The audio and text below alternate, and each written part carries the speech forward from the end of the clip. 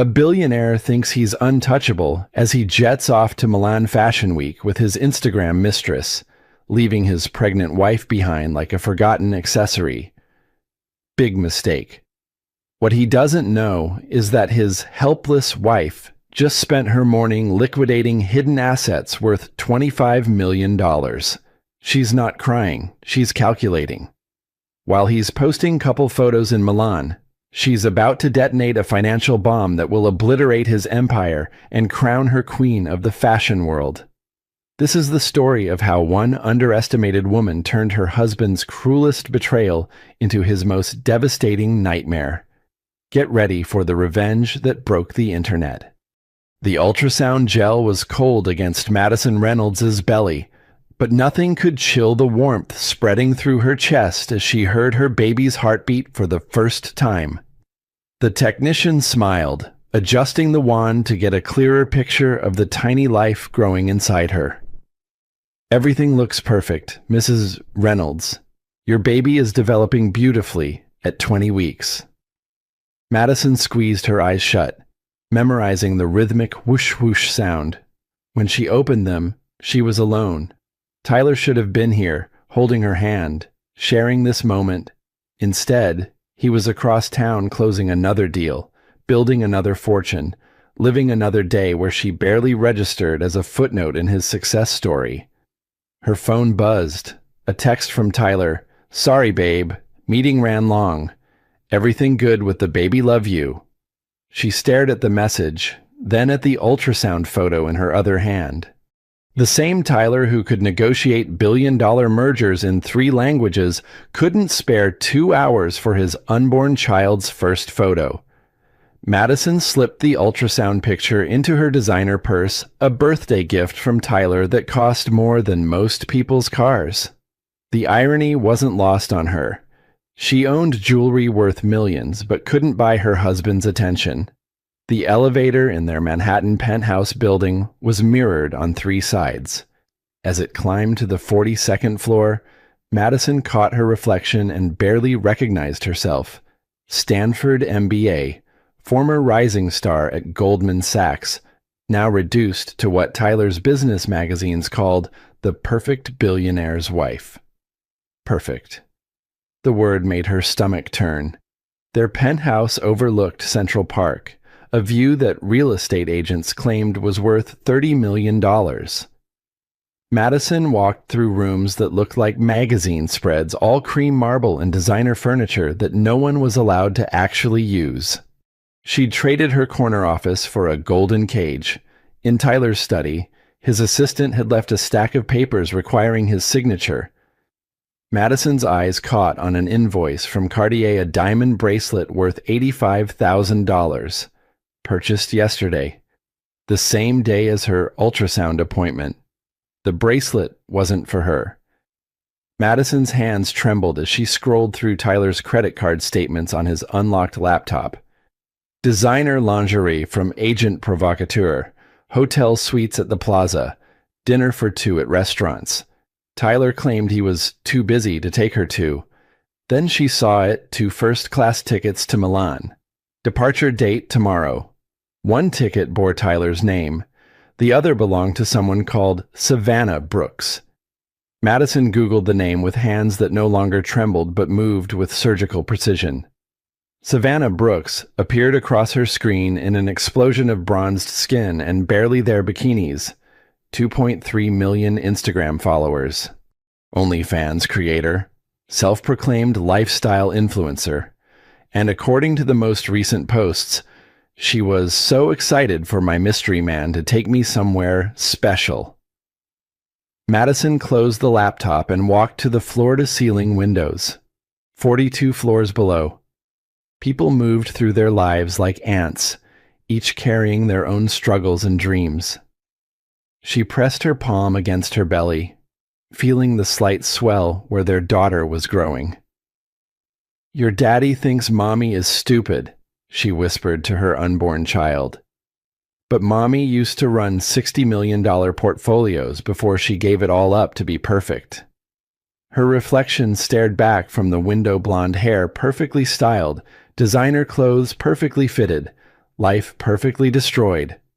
But in her eyes, something was awakening. Something Tyler had forgotten existed.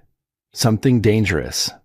Madison waited until Tyler left for his emergency board meeting, which she now knew was actually a goodbye dinner with Savannah, before she began her real work. The penthouse that had felt like a prison now became her command center. She started with Tyler's laptop. But Tyler Morrison hadn't built a tech empire by being careless with passwords. Fortunately, Madison Reynolds hadn't graduated summa cum laude from Stanford by giving up easily. Tyler's password patterns had always been predictable: Data Vault plus a meaningful date. She tried Data Vault 2019, the year he founded the company. Wrong. Data Vault 2021, when they got married. Wrong. Then, with growing dread, she tried Data Vault 2024 this year, the year he met Savannah. The laptop unlocked. Madison's financial training kicked in as she navigated through Tyler's files. What she found was worse than simple infidelity. Tyler hadn't just been cheating on her, he'd been systematically erasing her from their shared life. Their joint investment accounts had been quietly transferred to individual accounts in Tyler's name only. The penthouse deed, originally in both their names, had been changed to his sole ownership 6 months ago. Even her beloved jewelry collection had been moved to a safety deposit box she couldn't access. But the cruelest discovery was a series of emails between Tyler and his lawyer about protecting assets in case of divorce proceedings and establishing grounds for sole custody based on emotional instability. Madison's blood turned to ice. Tyler wasn't just planning to leave her, he was planning to take their daughter. A text notification popped up on Tyler's phone, which he'd carelessly left charging on his desk. It was from Savannah. "Can't wait for Milan, baby. I bought the perfect dress to meet your fashion contacts. This is going to change everything for my brand fashion contacts in Milan." Madison scrolled through Tyler's calendar and found it meetings with executives from Lux Media Group, one of the world's largest luxury fashion conglomerates. Tyler was using his business connections to launch Savannah's influencer career, the same connections he'd refused to make when Madison had asked him to introduce her to potential investors for women-founded startups. Madison felt something crack inside her chest. Not her heart that had been breaking slowly for months. This was different. This was the sound of her last illusion shattering. She photographed everything: the financial transfers, the legal emails, the travel itineraries, the receipts for gifts bought with money from accounts she'd helped build. Then she copied all of Tyler's business files onto an encrypted drive, including detailed information about Data Vault's clients and upcoming mergers. As she worked, Madison caught her reflection in Tyler's computer screen. The woman staring back no longer looked broken. She looked focused, calculating, ready. The baby kicked, and Madison smiled for the first time in weeks. "Don't worry, little one," she murmured, her hand protective over her belly. "Mommy's going to make sure Daddy learns that some games have consequences he never saw coming." But first, she had a phone call to make. Madison pulled out her personal cell phone and dialed a number she hadn't called in 2 years. Jake Chen's office. "Jake, it's Madison Reynolds. I need to ask you about that underground fashion investment syndicate you mentioned at Sarah's wedding. Are you still involved?" A pause. "Madison, holy shit. I thought you disappeared into billionaire wife land forever." "Yeah, I'm still doing alternative fashion investments." "Why?" "Because I'm about to become a very motivated investor with some very specific targets. Are you free for dinner tonight?" "For you always. But Madison, are you okay? You sound different." Madison looked around the penthouse that had been her prison, then at the ultrasound photo of her daughter taped to Tyler's monitor. "I'm better than okay. Jake, I'm awake." Jake Chen had barely changed since their Goldman Sachs days, still sharp-suited, still carrying himself like a man who could smell profit from 3 blocks away. but his eyes widened when he saw Madison walk into the exclusive Soho restaurant. Jesus, Madison, you look like you've seen a ghost. I have, Madison said, sliding into the booth across from him. My own. She'd chosen her outfit carefully understated designer dress, minimal jewelry, hair pulled back in a style that said, serious businesswoman, not decorative wife. The transformation felt like putting on armor. Tell me about the underground fashion investments, Madison said without preamble. Jake leaned back, studying her. Straight to business. I missed this version of you. He signaled the waiter for wine, then focused entirely on Madison. It's high risk, high reward. We find designers who are brilliant but undercapitalized, bypass traditional fashion houses and their corporate bullshit. Some of our investments have returned 3,000%. What kind of money are we talking about? Entry level 2 to 5 million per designer. But Madison, this isn't like traditional investing. Fashion is emotional, unpredictable. It's art meeting commerce. And sometimes art doesn't give a damn about profit margins. Madison pulled out her phone and showed Jake a photo of Savannah Brooks at a fashion event, draped all over Tyler. What if I told you I wanted to target specific brands specifically? Brands that cater to Instagram influencers. Jake's eyebrows shot up. That's oddly specific, and potentially brilliant. The influencer fashion market is oversaturated with cheap knockoffs. A luxury brand that could capture that aesthetic, but with real quality. That could be massive. I need names. Designers who are talented but struggling. People who would be grateful for a silent partner with serious money. Madison, what the hell is going on? 2 years ago, you were telling me about charity galas and art auctions. Now you're talking like you want a hostile takeover the fashion industry. Madison met his eyes steadily. Let's just say I'm diversifying my interests. Jake pulled out his tablet and scrolled through a list of contacts. There's this guy, Marcus Klein, German transplant, incredible eye for design, but he's about to lose his atelier because he can't scale production. He specializes in luxury coats and evening wear, very high-end stuff. How much does he need? 3 million would save his business. 5 million would let him expand into ready-to-wear. Set up a meeting. Madison, slow down. These aren't stock portfolios. You can't just throw money around and expect... Jake? Madison's voice cut through his objections like a blade. I have access to significant capital. I understand risk assessment better than most people in this city. And I have very specific motivations for wanting to succeed in this industry. Can you help me or not? Jake stared at her for a long moment, then grinned. There she is, the woman who used to terrify junior analysts and charm clients into 7-figure deals. I thought Tyler had lobotomized you. Tyler made the mistake of thinking I was decoration.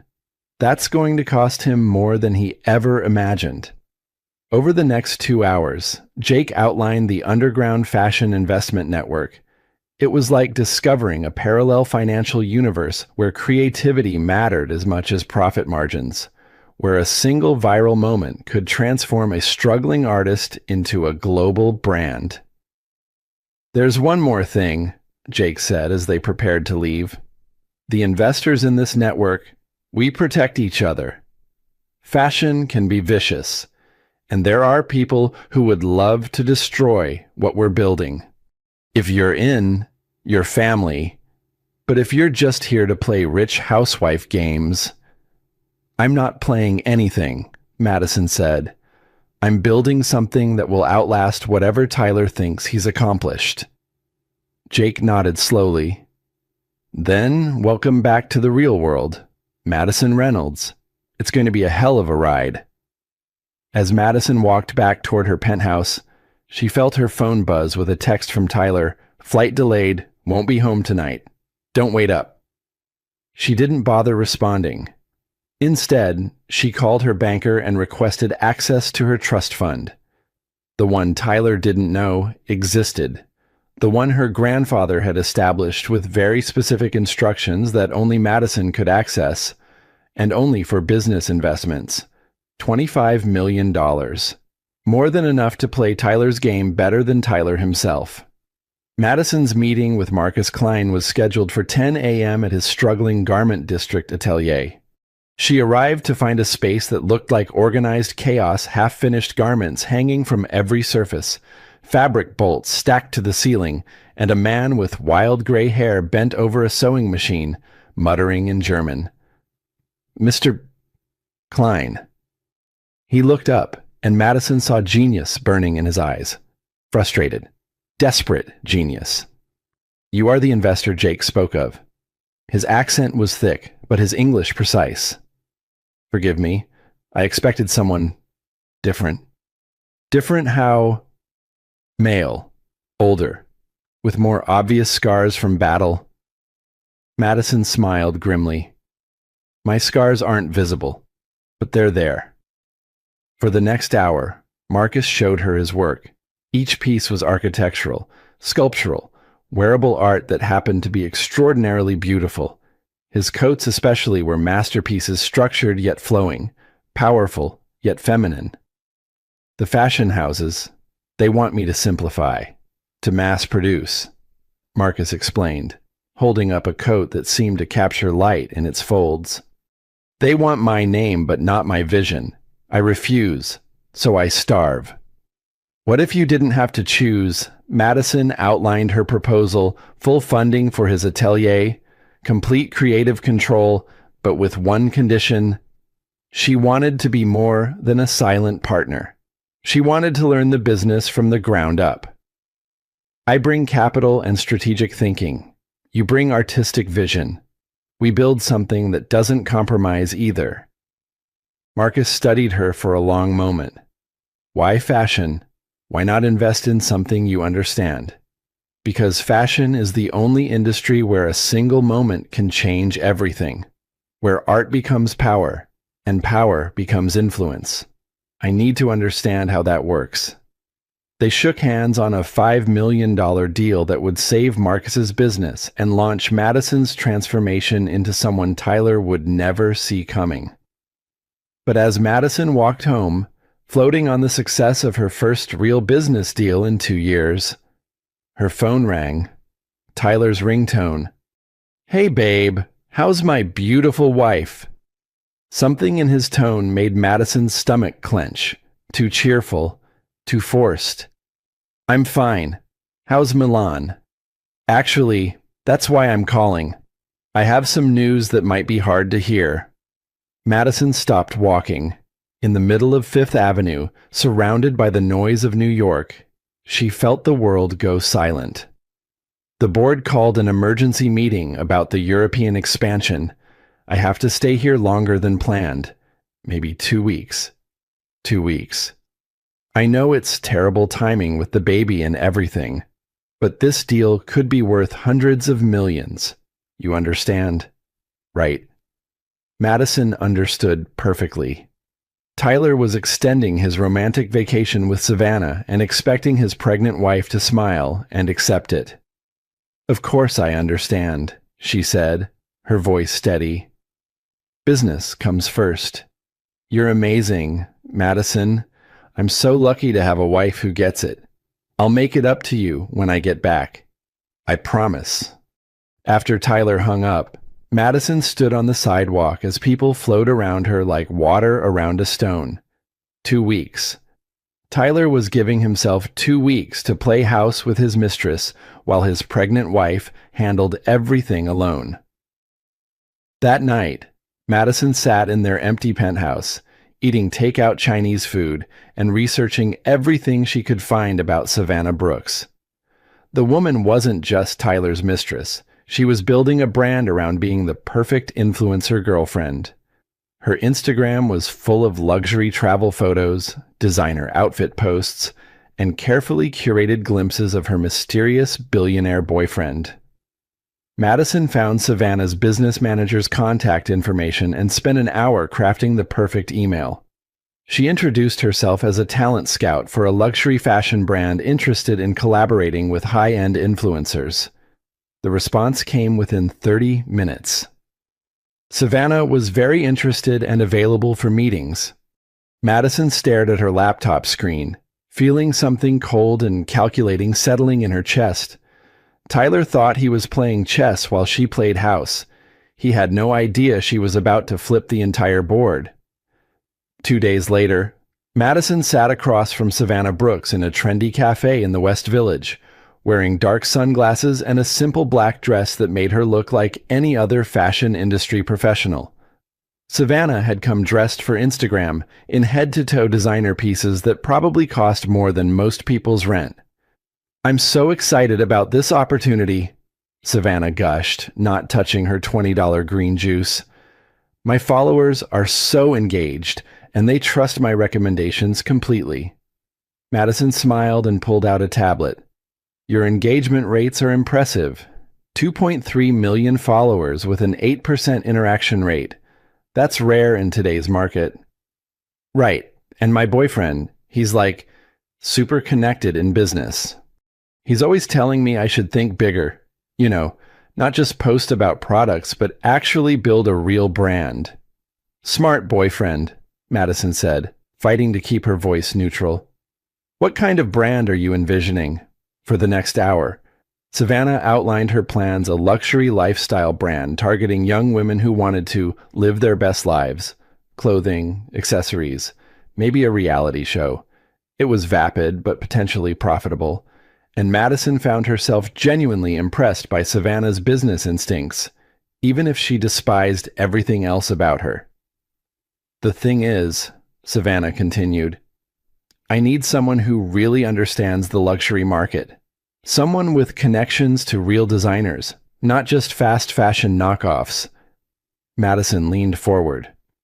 "What if I told you I might be able to introduce you to some very exclusive designers, people who work with A-list celebrities, royalty, that level of clientele?" Savannah's eyes widened. "Are you serious? That would be life-changing?" "I'm very serious. But this kind of introduction requires discretion. The designers I work with value privacy above everything else." "Of course, absolutely. I can be super discreet." Madison pulled a contract from her briefcase. "This is a preliminary agreement. If you sign, I'll arrange meetings with 3 designers who could transform your brand. The only requirement is that you keep our arrangement completely confidential until I say otherwise." Savannah signed without reading the fine print. The same fine print that gave Madison significant control over any business partnerships Savannah entered through Madison's introductions. After Savannah left, Madison sat in the cafe feeling a dangerous surge of power. She'd just signed Tyler's Mistress to a contract that would allow Madison to control significant aspects of Savannah's business dealings. The irony was exquisite. But the real breakthrough came that evening when Madison met with Marcus Klein to review his first designs for their collaboration. He'd created a collection inspired by hidden power clothes that looked elegant and understated, but contained subtle elements that conveyed strength and intelligence. "These are perfect," Madison breathed, running her fingers over a coat that seemed simple until you noticed the architectural seaming that created a silhouette of absolute authority. "You have good instincts," Marcus said. "But I must ask, this is not just about fashion for you, is it?" Madison met his eyes. "No, it's about power.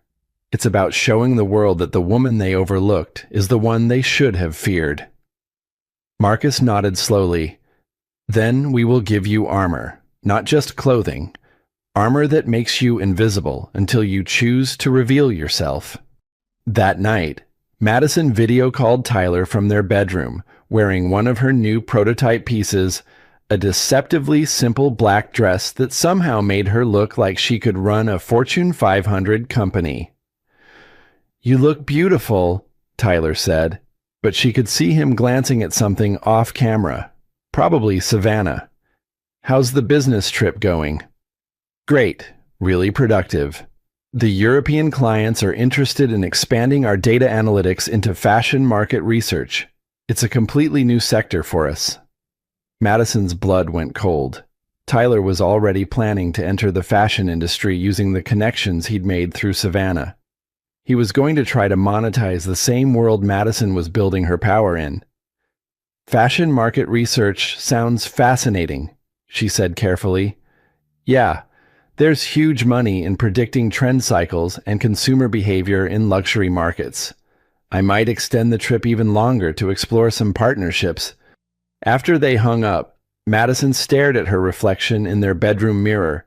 The woman looking back at her was no longer the broken wife Tyler had left behind, but she wasn't yet the force of nature she needed to become. She pulled out her phone and called Jake. I need to accelerate everything, she said without preamble. How quickly can we go from design to market with a luxury collection? Madison, what's wrong? You sound, how quickly? Jake. If you're willing to take risks and spend serious money, 6 weeks for a limited collection, but that's insane timeline pressure. Perfect. Do it. Madison, what the hell is going on? Madison looked at the ultrasound photo she kept on her nightstand, then at the empty space where Tyler should have been. War, she said simply.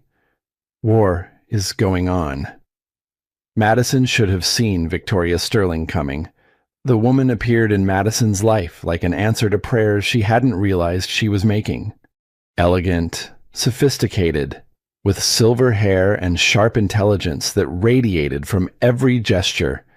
She introduced herself at a charity luncheon Madison attended to maintain appearances. You're Tyler Morrison's wife, Victoria said, extending a perfectly manicured hand. I've heard so much about you.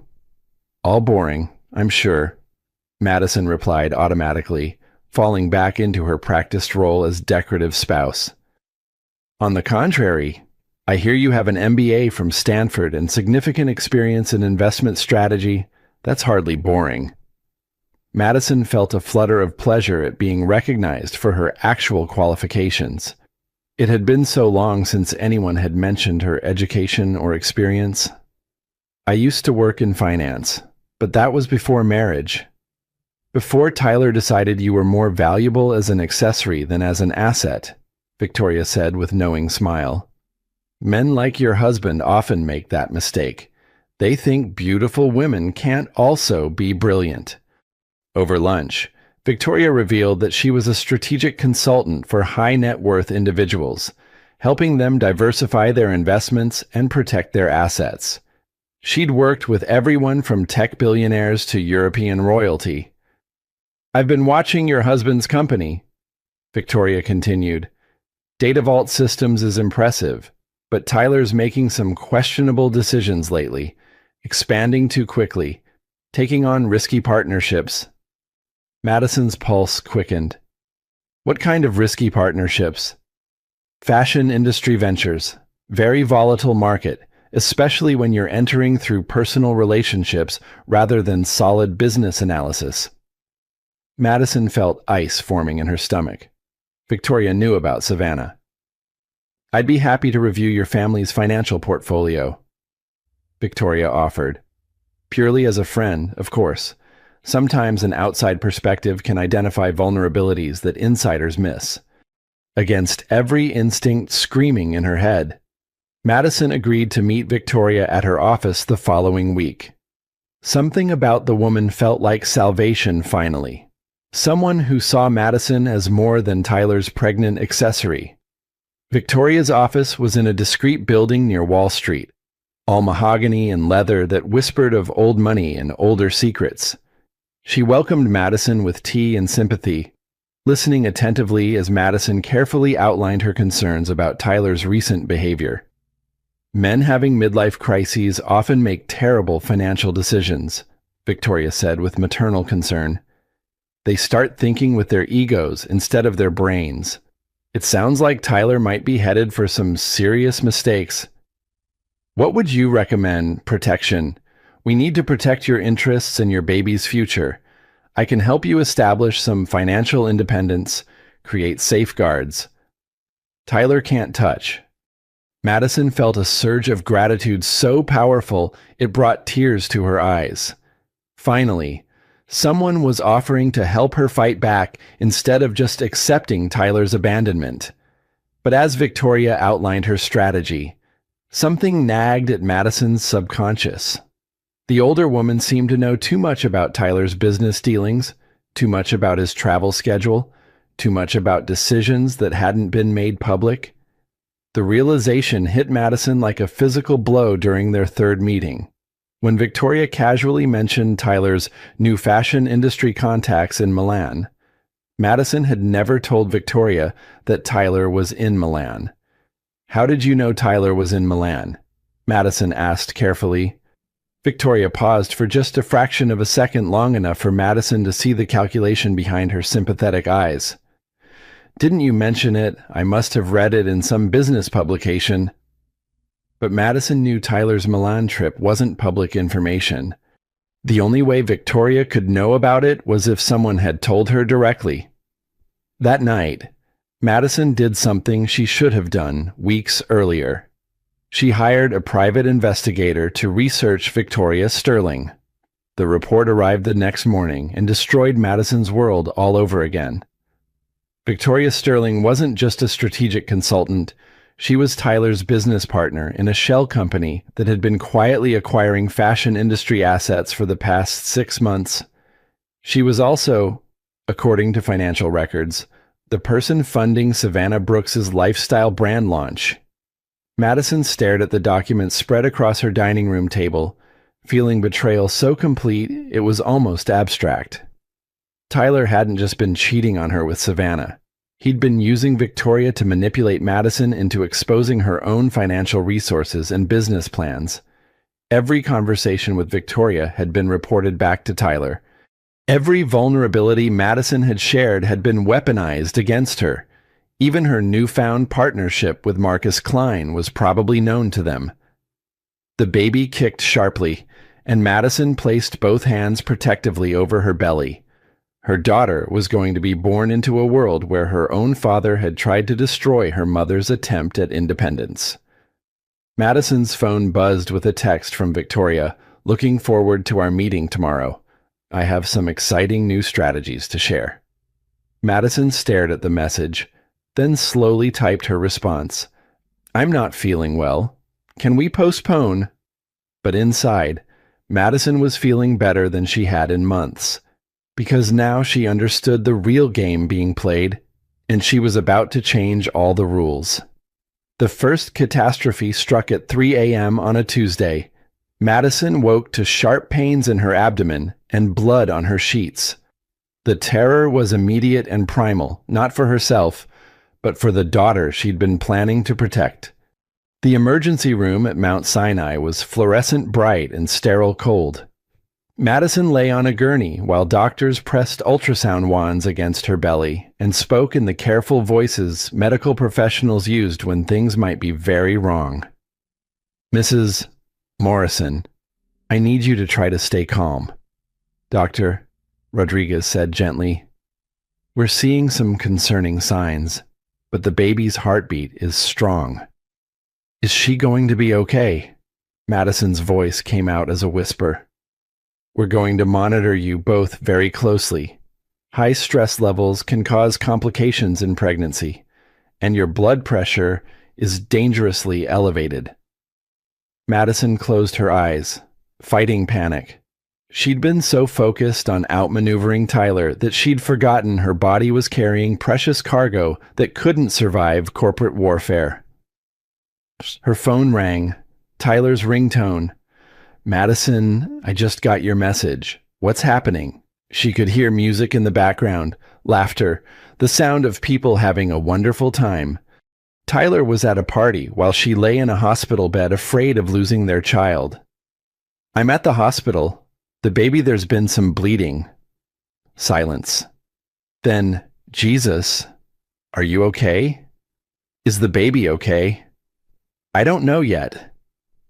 Should I come home, I can catch a red eye. But I'm in the middle of these crucial negotiations. Don't bother. Madison hung up before Tyler could finish explaining why closing a business deal was more important than his wife and unborn child. Dr. Rodriguez returned with test results that offered fragile hope. The bleeding had stopped, and the baby's vitals were stable. But Madison was now officially high risk and needed to eliminate stress from her life immediately. I'm going to prescribe bed rest for the next 2 weeks, Dr. Rodriguez said. And I strongly recommend you avoid any situations that might cause emotional distress. Madison almost laughed. Her entire life was emotional distress wearing a designer dress. The second catastrophe came disguised as good news. Marcus Klein called while Madison was still recovering at home, his voice buzzing with excitement. Madison, we have a problem. A wonderful problem. Vogue wants to feature 3 pieces from our collection in their September issue. They saw the prototypes at a private showing, and they're calling it the most important new voice in American fashion. Madison should have been thrilled. Instead, her blood turned to ice. How did Vogue see our prototypes? We haven't done any public showings. Marcus paused. Victoria Sterling arranged it. She said she wanted to help accelerate our timeline. Victoria Sterling, who was secretly working with Tyler, who had just exposed Madison's fashion investment to one of the most influential publications in the world. Marcus, we need to pull out of the Vogue feature immediately. What Madison? This is the opportunity of a lifetime. This kind of exposure could make us a global brand overnight. It could also destroy us. Trust me, we need to withdraw. But it was too late. By the time Madison called Vogue's fashion director, the magazine had already committed to featuring their collection and had sent photographers to Marcus's atelier. The September issue was going to print in 2 weeks. Madison would be exposed as a serious fashion investor just as Tyler returned from Milan. The third catastrophe arrived via FedEx the next morning: divorce papers. Tyler was filing for divorce on grounds of irreconcilable differences and financial irresponsibility. He was seeking sole custody of their unborn child, citing Madison's recent erratic behavior and poor decision-making. Attached to the divorce filing was a psychological evaluation request, asking the court to determine Madison's fitness as a mother based on concerning investment decisions and emotional instability. Madison sat in her pristine living room, surrounded by legal documents that dissected her life like a failed business merger. Tyler had turned their marriage into a hostile takeover, with their daughter as the primary asset to be acquired. Her phone rang. It was Savannah Brooks. "Hi, this is so weird, but I think we need to talk," Savannah said, her voice tight with anxiety. "Tyler told me some really disturbing things about you, and I'm starting to think maybe I've been lied to about some stuff." Madison closed her eyes. Even Tyler's mistress was calling to deliver bad news. "What did Tyler tell you?" "He said you're mentally unstable, and that you've been stalking me and trying to sabotage my business. But the thing is, that contract you had me sign doesn't make sense if you were trying to hurt me. It actually protects me from a lot of industry bullshit." Madison felt the last piece of Tyler's game clicking into place. He'd told Savannah that Madison was dangerous, probably to justify why he needed to take custody of their child. He was building a narrative where Madison was the villain in everyone's story. "Savannah, I need to ask you something, and I need you to be completely honest. Are you pregnant?" A long pause. "How did you—" "Yes, about 8 weeks. Tyler said he was going to leave you anyway, and that this just moved up the timeline." Madison hung up and walked to her bedroom window, looking out over Central Park where people were living normal lives with normal problems. Her husband was planning to take her child, destroy her business reputation, and start a new family with a woman young enough to be his daughter. But as Madison stood there, holding her belly where her daughter was still growing strong despite everything. She realized something important. Tyler had made one crucial mistake. He'd taught her exactly how ruthless she needed to become. Madison's transformation began in the basement of a converted warehouse in Queens, where Jake Chen had assembled the most underground fashion meeting in New York City's history. The space thrummed with creative energy designers, investors, models, and industry insiders who operated outside the traditional fashion establishment. "Welcome to the real fashion industry," Jake said, leading Madison through the crowd. "These are people who build empires while Anna Wintour is still deciding what to have for lunch." Madison wore one of Marcus Klein's pieces, a deceptively simple black coat that looked unremarkable until you noticed how it made her appear taller, more commanding, untouchable. At 7 months pregnant, she should have looked vulnerable. Instead, she looked like a force of nature wearing Kevlar. "The court hearing is next week," Marcus said, joining them at a table near the makeshift runway. "Tyler's lawyers are arguing that your fashion investments prove you're having some kind of breakdown." "Let them argue," Madison replied calmly. "By the time I'm done, Tyler's going to wish he'd never heard the word fashion." She'd spent the past month rebuilding her strategy from the ground up. No more playing defense, no more reacting to Tyler's moves. Madison was about to introduce him to a game he'd never seen before. "Tell me about the influencer fashion market," Madison said to a young woman named Ashley who ran a network of micro-influencers. "Specifically, tell me about the brands that fail." "Most of them fail because they're built on personality instead of product," Ashley explained. "Some influencer gets famous, launches a clothing line that's basically their name slapped on cheap manufacturers, then acts surprised when nobody buys it after the hype dies down." "What about the ones that succeed?" "The ones that succeed have real business strategy behind them. Quality products, sustainable manufacturing, authentic brand identity. But most influencers don't understand the difference between being famous and building a business." Madison smiled. "What if someone wanted to ensure that a particular influencer brand failed spectacularly?" Ashley raised an eyebrow. Hypothetically. "You'd attack the supply chain. Fashion is all about timing if you can't deliver on schedule. If your quality control fails, if your manufacturing costs spiral out of control, you're dead. Especially if you've built hype you can't sustain." Madison filed that information away and moved on to her next conversation with a man who specialized in fashion industry crisis management. "The key to destroying someone in fashion," he explained over expensive champagne, "is public failure. This industry forgives almost anything except looking incompetent. You can recover from scandals, bad reviews, even financial problems. But if you look like you don't know what you're doing, you're finished."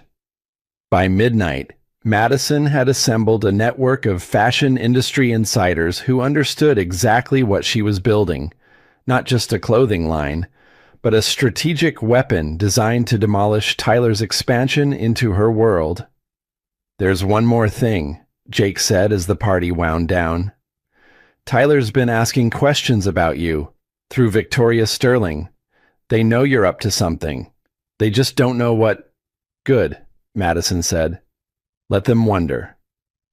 The next morning, Madison implemented phase 1 of her real strategy. She called every major fashion publication and canceled Marcus Klein's upcoming features.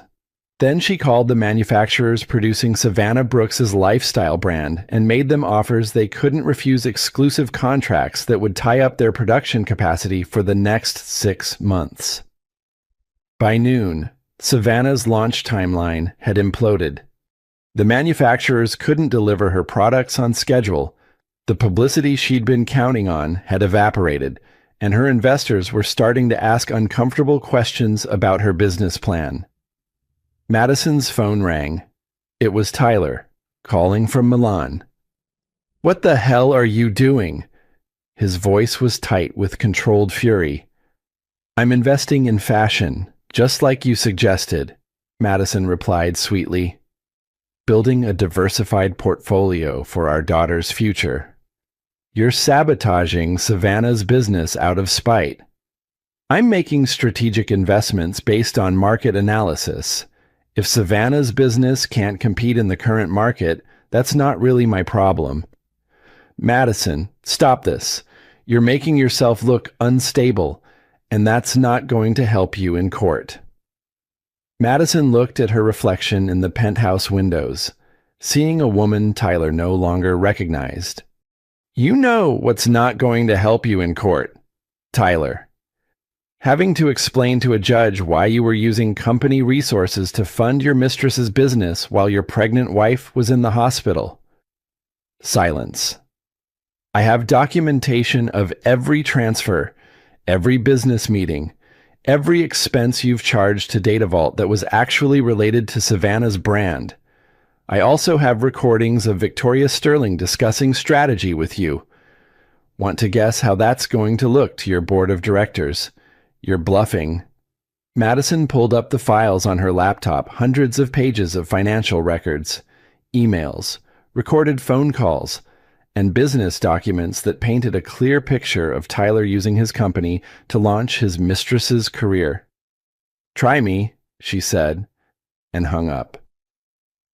2 hours later, Savannah Brooks posted a tearful Instagram video announcing that her lifestyle brand launch was being postponed indefinitely due to supply chain issues. The comments section exploded with speculation about what had really happened. Madison didn't need to respond. She'd let the market speak for itself. The custody hearing was scheduled for a Tuesday morning in downtown Manhattan. Madison arrived wearing Marcus Klein's masterpiece, a navy blue coat that looked conservative enough for court, but somehow made her appear like she could command armies. At 8.5 months pregnant, she moved with the careful grace of someone who had learned to weaponize underestimation. Tyler sat at the opposing table with his lawyer, Victoria Sterling beside him in a show of support that would have fooled Madison 6 months ago. He looked confident, polished, like a man who was used to winning. He had no idea he was about to lose everything. "Your Honor," Tyler's lawyer began, "my client is seeking sole custody because Mrs. Morrison has displayed increasingly erratic behavior, making risky financial decisions that demonstrate poor judgment and emotional instability." Judge Patricia Williams was a woman in her 60s with silver hair and sharp eyes that suggested she'd seen every variety of wealthy man trying to manipulate the legal system. Madison liked her immediately. "Can you be more specific about these financial decisions?" Judge Williams asked. "Mrs. Morrison has invested millions of dollars in fashion industry ventures without her husband's knowledge or consent.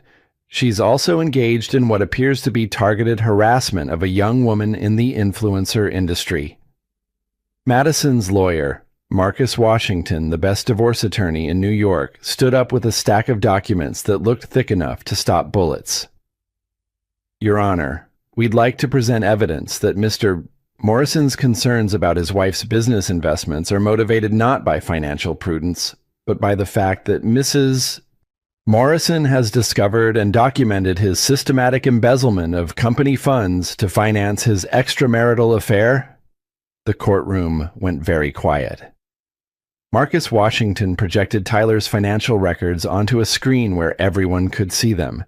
Every dinner at expensive restaurants, every hotel suite, every piece of jewelry bought for Savannah Brooks with DataVault Systems corporate credit cards. "Furthermore," Marcus continued, "Mrs. Morrison's fashion investments weren't reckless speculation. They were strategic moves designed to protect her family's assets from her husband's poor business decisions." Madison watched Tyler's face go pale as Marcus displayed a second set of documents, ones that showed DataVault Systems was hemorrhaging money on Tyler's fashion industry expansion plans. Mrs. Morrison discovered that her husband was planning to enter the fashion market through personal relationships rather than sound business analysis.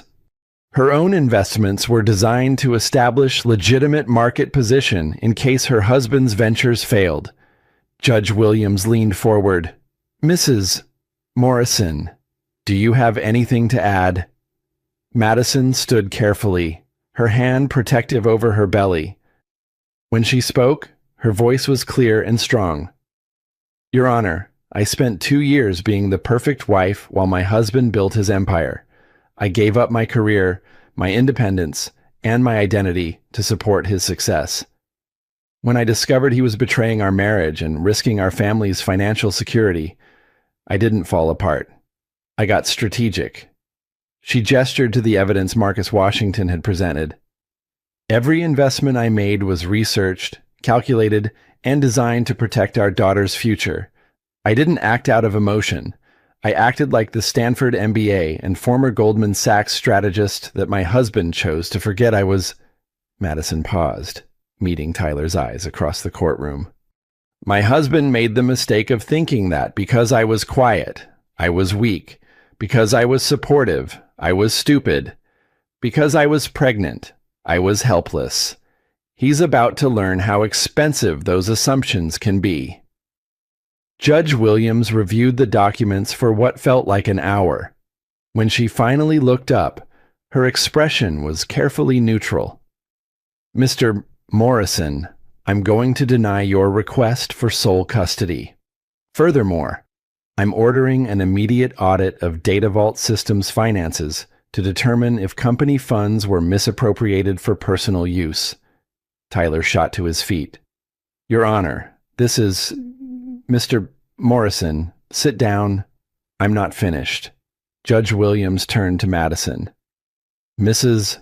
Morrison, the court recognizes your right to make independent financial decisions. However, given your pregnancy and the stress of these proceedings, I'm appointing a financial guardian to oversee major investments until after your child is born." Madison nodded. It wasn't complete victory, but it was enough. Tyler wouldn't get custody, and his business practices were now under legal scrutiny. But the real victory came as they left the courthouse. Tyler's phone was buzzing with calls from Data Vault's board of directors, who had just received copies of all the financial evidence presented in court. "Madison, we need to talk," Tyler said desperately. "This doesn't have to destroy everything we built." Madison looked at him, really looked at him for the first time in months. She saw a man who had mistaken her love for weakness, her support for submission, her pregnancy for vulnerability. "Tyler, there was never any we. There was you building an empire while I provided decoration. That's over now." A black car pulled up to the curb. Madison's driver held the door open as she carefully settled into the back seat. "Mrs. Morrison," the driver said. "Mr. Klein called. The Milan Fashion Week invitations arrived." Madison smiled as the car pulled away from the courthouse, leaving Tyler standing on the sidewalk with his phone still buzzing and his world falling apart. "Tell Mr. Klein we accept," she said. "It's time to show the fashion world what real power looks like." 3 months after giving birth to Elena Grace Morrison, named for the doctor who had saved both their lives, Madison stood in the wings of the Milan Fashion Week main stage, watching models showcase the collection that would change everything. The Hidden Power line was everything Marcus Klein had promised, clothing that looked elegant and understated until you understood its true purpose. These weren't just garments. They were armor for women who had learned to weaponize underestimation. Madison wore the collection's centerpiece, a deep burgundy coat that seemed simple until you noticed how it transformed her silhouette into something commanding, untouchable, dangerous. At her side, baby Elena slept peacefully in a carrier designed by Marcus to coordinate with the collection. "Are you ready?" Marcus asked, his eyes bright with the excitement of vindication. Madison looked out at the audience. Fashion editors, buyers, influencers, and industry power players filled every seat. In the front row, she spotted Savannah Brooks, whose attempt to rebuild her brand had failed spectacularly when all her new manufacturers had mysteriously become unavailable. But Madison wasn't looking at Savannah. She was looking at Tyler, who sat 3 rows back, his face a mask of barely controlled panic. Data Vault Systems had collapsed 2 weeks after the custody hearing. The board had fired Tyler when the financial audit revealed extensive misuse of company funds. His other business ventures had failed when investors learned about his legal troubles. The penthouse was in foreclosure, and Tyler was living in a studio apartment in Queens. "Ladies and gentlemen," the announcer's voice echoed through the venue. "Please welcome the creative director of Klein Morrison Industries, Madison Reynolds Morrison." Madison walked onto the runway, carrying her sleeping daughter, her coat flowing behind her like a cape. The audience rose in a standing ovation that felt like vindication made audible. At the microphone, Madison looked out over the crowd of people who represented the fashion industry's elite. When she spoke, her voice carried to every corner of the venue. 18 months ago, I was told I was just a pregnant housewife whose only value was in being quiet and supportive. Today, Klein Morrison Industries is valued at $200 million, and our waiting list includes everyone from Supreme Court justices to Hollywood leading ladies. She paused, her eyes finding Tyler in the crowd. I learned something important during those months when everyone thought I was broken. The most dangerous person in any room is the one whose strength you fail to recognize. The woman you dismiss as decoration might be the architect of your destruction. The applause was thunderous. Madison smiled and walked back down the runway, her daughter secure in her arms and her empire secure beneath her feet. After the show, Madison sat in her suite at the Four Seasons, fielding calls from business partners around the world. Klein Morrison had become more than a fashion brand. It was a symbol of female empowerment that resonated far beyond clothing. Elena gurgled happily in her arms as Madison reviewed the final documents that would complete her transformation from victim to victor. The first was a purchase agreement for Data Vault Systems' remaining assets, which Madison was acquiring through a consortium of female investors for 30 cents on the dollar. The second was a partnership agreement with 3 major retailers who wanted to carry Klein Morrison exclusively. The third was an eviction notice for Tyler's Queens apartment, which Madison owned through a shell company she'd established 6 months earlier. Her phone buzzed with a text from Tyler. "Can we please talk? I know I made mistakes, but Elena deserves to have her father in her life." Madison looked at her daughter, who had Tyler's eyes but Madison's determined chin. Elena would indeed have her father in her life, but on Madison's terms. She typed back, "You can see Elena every other weekend, supervised visits only. If you want more than that, you'll need to prove you understand that respect isn't negotiable." Then Madison deleted Tyler's number and added a new contact, Elena's future. She transferred another $10 million into the trust fund that would ensure her daughter never had to choose between independence and security. As the sun set over Milan, Madison stood on her balcony overlooking the city where fashion empires were built and destroyed daily. She'd entered this world as a broken woman seeking revenge and emerged as a force that would reshape how the industry thought about power. Elena stirred in her arms, and Madison whispered the words she wished someone had told her months earlier. "Never let anyone convince you that being underestimated is weakness, little one. Sometimes it's the greatest advantage you'll ever have." Below them, Milan glittered with the lights of ambition and possibility. Madison Morrison had learned to turn betrayal into empire, heartbreak into armor, and silence into the most powerful weapon of all. The billionaire who took his mistress to Fashion Week had lost everything to the pregnant wife he thought was powerless. Some lessons, Madison reflected, were worth 9 months of pain to teach. And that's how Madison Morrison proved that being underestimated isn't weakness, it's a weapon. She didn't just get revenge, She built a $200 million empire. If this story left you speechless, smash that like button and drop a comment. What would you have done in Madison's position? Hit subscribe and the notification bell for more stories where underdogs become queens and justice comes with designer clothing. Share this with someone who needs to remember that quiet strength is often the most dangerous kind. What story should we cover next? Let us know below. We love hearing from our incredible audience. Until next time, remember, never underestimate the person who stays silent. They might just be planning something legendary.